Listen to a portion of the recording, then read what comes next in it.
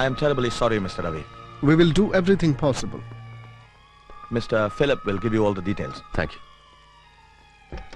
മനസ്സിലാക്കിയിടത്തോളം ഒരു pre planned murder ആണെന്നതിൽ സംശയമില്ല. പക്ഷേ ആരാ എന്താ എന്നതിനെക്കുറിച്ച് വ്യക്തമായ സൂചനകളൊന്നും കിട്ടിയിട്ടില്ല സ്പോട്ടിൽ നിന്ന്. Anyway the investigation is already on. വല്ലാത്തൊരു അടുപ്പമുണ്ടായിരുന്നു നിങ്ങളൊക്കെ തമ്മിലല്ലേ? അതെ, ഒന്നുമില്ലായിരുന്ന കാലത്ത് ഒരുപാട് സഹായിച്ച ആളാ എന്നെ രവിയൊക്കെ. ആ മിസ്റ്റർ നായർ അമ്മു സ്വാമിനാഥനെ ബാംഗ്ലൂർ ബന്ധുക്കളെ അറിയിച്ചിട്ടുണ്ട്. ആൻഡ് യുവർ സിസ്റ്റർ ആലിസ്, ഇവരുമായിട്ട് വളരെ അറ്റാച്ച്ഡ് ആയിരുന്നു ആ കുട്ടിയല്ലേ? ആ, വല്ലാത്തൊരു ഷോക്കിലാണ് അവർ. ഈ അവസ്ഥയിലെ കൊണ്ട് കാണിക്കണ്ടെന്ന് വിചാരിച്ചു. വെൽ രവി, തൽക്കാലം വേറെ ആരോടും ഇല്ലാത്ത സ്ഥിതിക്ക് രണ്ടാളുടെയും ബോഡി റിസീവ് ചെയ്യാൻ രവിയുടെ പേരാണ് ഞാൻ എഴുതി കൊടുത്തിരിക്കുന്നത്, ഒരു മകന്റെ സ്ഥാനത്ത്. If you don't mind. Okay, see you tomorrow at the hospital. Okay Nair.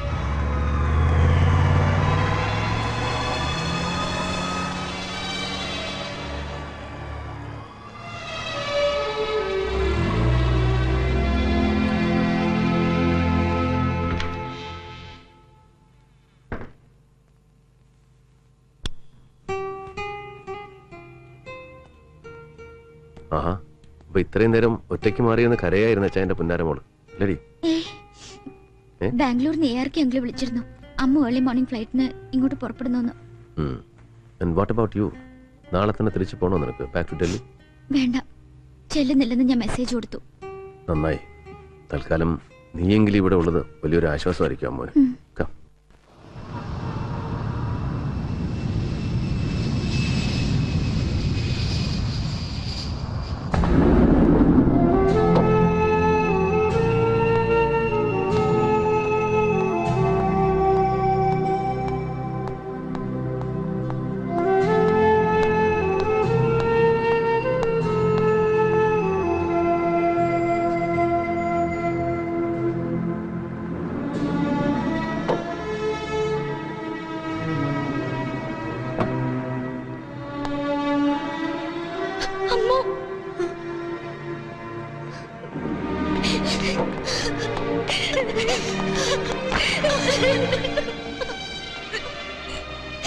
ചന്ദ്രേട്ടാ, വൈകിക്കണ്ട.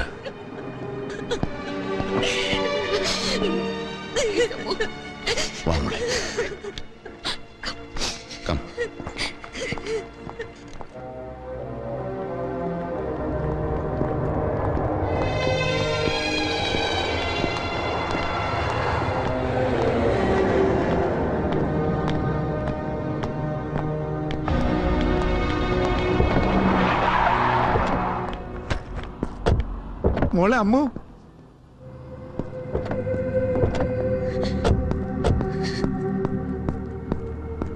Condolences മോളെ, കണ്ടോളൻസസ്. ചേച്ചേ കരയല്ലേ മോളെ, ഒക്കെ ഓരോരോ ദൈവഹിതം. അങ്ങനെ വിചാരിക്കുന്നു നമ്മൾ. കഷ്ടം കേട്ടോ മോളെ. ഇന്നലെ കാലത്തും രണ്ടുപേരും ചെന്ന് ജീവനോടെ കണ്ടതായിരുന്നു വിക്ടറങ്കിൾ, സാറിനെയും മോളുടെ അമ്മച്ചിയെയും. എന്തിന്? ഇന്നലെ കേസിന്റെ കാര്യങ്ങൾ പറഞ്ഞ് തമ്മിൽ പിരിയുമ്പോഴും എന്നോട് പറയായിരുന്നു സാറ്, വിക്ടറെ ആരും ഒരു കമ്പനി ഇല്ലാതെ ഒറ്റക്കിരുന്ന് മടുത്തടോ, നേരമുണ്ടെങ്കിൽ നീ ഒരുത്തനെങ്കിലും വൈകിട്ട് അങ്ങോട്ട് ഇറങ്ങ്, TV-യിൽ മോളുടെ പ്രോഗ്രാം ഒരുമിച്ചിരുന്ന് കാണാം, എന്നിട്ട് ഒരുമിച്ചിരുന്ന് ഒരു ഡ്രിങ്ക് കഴിക്കാന്നൊക്കെ. ആ പക്ഷെ ഉടയമ്പര അനുവദിച്ചില്ല മോളെ. അതെങ്ങനെ നരകം പിടിക്കാനായിട്ട് അന്നേരം തന്നെ ഇവിടെ ഒരു ഒടുക്കത്തെ കോൾ ത്രൂ ചെയ്ത് തന്നിട്ട് സംഭവം നടക്കുന്ന കൃത്യസമയത്ത് അബുദാബിയിൽ ഒരു മീറ്റിംഗ് ചെന്ന് മാട്ടിപ്പോയി മോളെ അങ്കിള്. ആ നേരത്ത് അങ്കിൾ സ്ഥലത്തുണ്ടായിരുന്നെങ്കിൽ ഇങ്ങനൊന്നും സംഭവിക്കില്ലായിരുന്നു മോളെ, സംഭവിക്കില്ലായിരുന്നു. Victor please, she has to go. അതെ, അമ്മു മോളെ കൂട്ടിക്കൊണ്ടുപോകാൻ തന്നെ വന്നതാ വിക്ടറും. കമോൺ ബെറ്റി, മാഡത്തിന് റിസീവ് ചെയ്യും. യൂസഫ്, ആ കുട്ടിയുടെ പെട്ടി പ്രമാണോട് തന്റെ കാറി കയറ്റി. അങ്കിള് കാറ് കൊണ്ടുവന്നിട്ടുണ്ട്, കേറിക്കോ, പോവാ. എന്താ പോണോ നിനക്ക്? അമ്മ നമ്മുടെ കൂടെ പോന്നോളൂ. അയ്യടി, അമ്മ ഞങ്ങളുടെ കൂടെ തന്നെ പോന്നോളും. പുല്ല്. അതെ, ഞാൻ ഒരുത്തരം കണ്ടിട്ടില്ല, ഒരു പുല്ലനെ കണ്ടിട്ടില്ല. സ്വാമിനാഥൻ സാറിന്റെ കൂടെ ചൊറിഞ്ഞും പറഞ്ഞും പറ്റിക്കൂടി നിന്നിട്ട് കൊടുക്കാം. കൊലയോടെ വലിപ്പിച്ചോണ്ട് പോയ ഒരുപാട് പേരുണ്ട് ദുബായില്. കേട്ടോ മോളെ, എന്നിട്ടൊടുവിൽ കഷ്ടകാല സമയത്ത് ഈ വിക്ടർ ഒരുത്തനെ കൊണ്ടല്ലാതെ ഒരു വട്ട് സോഡയുടെ ഭാരം ഉണ്ടായിട്ടില്ല മോളുടെ അച്ഛന്. ഒരുത്തനെ കൊണ്ടും ഇവിടെ നിൽക്കുന്ന ഒരു പട്ടിയെ കൊണ്ടും. എടോ വിക്ടർ, ഒന്നും മതിയാക്ക്. മാറിയിക്കണോ നായരെ. എന്നിട്ടിപ്പോ ചത്ത് കിടക്കുന്നവരുടെ ചവടുപ്പിക്കാൻ ആള്, ബോഡി ഒപ്പിട്ട് വാങ്ങാൻ ആള്, മോള് വന്നിറങ്ങുമ്പോ എഴുന്നള്ളിക്കാൻ ആള്, കണ്ണീര് തുടപ്പിക്കുന്നു, മിഞ്ഞാ പിടിപ്പിക്കുന്നു. ആഹാ, എന്നാ പറ്റി സാറേ?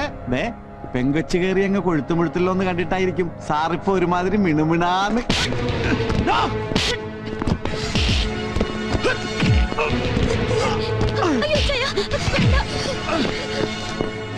ആളറിഞ്ഞ് തരമറിഞ്ഞ് അവസരം അറിഞ്ഞു വേണം സംസാരിക്കാൻ കേട്ടോ.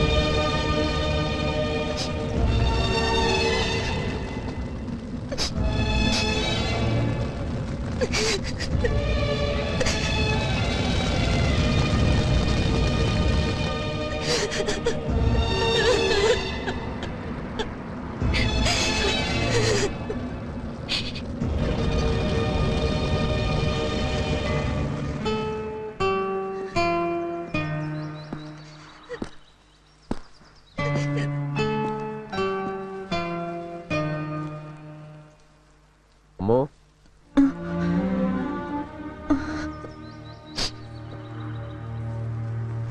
നീ എന്താ തനിച്ച്? ആലീസിനെ കൊണ്ട് വിളിക്കായിരുന്നില്ലേ ഒരു കൂട്ടിന്? ഒരുപാട് നേരം വരുന്നിങ്ങനെ ആലോചിച്ച് പോയാല് പിന്നെ ഈ ലോകം മുഴുവൻ ഇങ്ങനെ ചുറ്റിലുണ്ടെങ്കിലും തനിച്ചായിപ്പോയി, ഒറ്റക്കായിപ്പോയി എന്നൊരു തോന്നൽ വന്നു പോകും നിനക്ക്. വാ നടക്ക്. എന്നിട്ടിന്ന് വക്കീൽ എന്താ പറഞ്ഞത് നീ ചെന്ന് കണ്ടപ്പോ? മരിക്കുന്നതിന്റെ അന്നും പറഞ്ഞിരുന്നു അച്ഛൻ വക്കീലിനോട് കടങ്ങളും പ്രശ്നങ്ങളും ഒക്കെ തീർത്ത് ബാക്കിയുള്ളത് മുഴുവൻ എന്റെയും വരമുദ്രയിലെ കുഞ്ഞുങ്ങളുടെയും പേരിൽ എഴുതി വെക്കണം. അച്ഛനും അമ്മയ്ക്കും ബാംഗ്ലൂരിലേക്ക് പോരണം, എന്റെയും കുട്ടികളുടെ ഒപ്പം വന്ന് താമസിക്കണം എന്നൊക്കെ. പറയുന്നൊരു ടോണ് കേട്ടാ തോന്നും ഒരുപാട് മക്കളെ പെറ്റുകൂട്ടിയ ഒരു തള്ളച്ചിയാണ് നീ.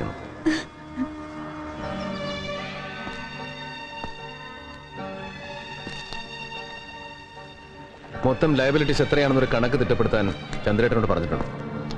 ഏറിയാൽ ഒരാഴ്ച. എത്രയാണെന്ന് അറിഞ്ഞു കഴിഞ്ഞാൽ പണം എവിടെ നിന്ന് വരുന്നുവെന്ന് നീ അന്വേഷിക്കണ്ട. കടങ്ങൾ വീട്ടിട്ട് നിനക്ക് തിരിച്ചു പോകണം. Back to Bangalore. പ്ലീസ്, അച്ഛന്റെ സ്ഥാനത്ത് രവിച്ചായനായിരുന്നെങ്കിൽ പഴയ സഹായങ്ങളുടെ കണക്ക് പറഞ്ഞിട്ട് എല്ലാം ഏറ്റെടുക്കാൻ സമ്മതിക്കുമായിരുന്നോ? മറ്റാരെങ്കിലും എത്ര അടുപ്പമുള്ള ആളായാലും അഥവാ ആരെങ്കിലും വെച്ച് നീട്ടിയാൽ തന്നെ വാങ്ങുമായിരുന്നു രവിച്ചായൻ.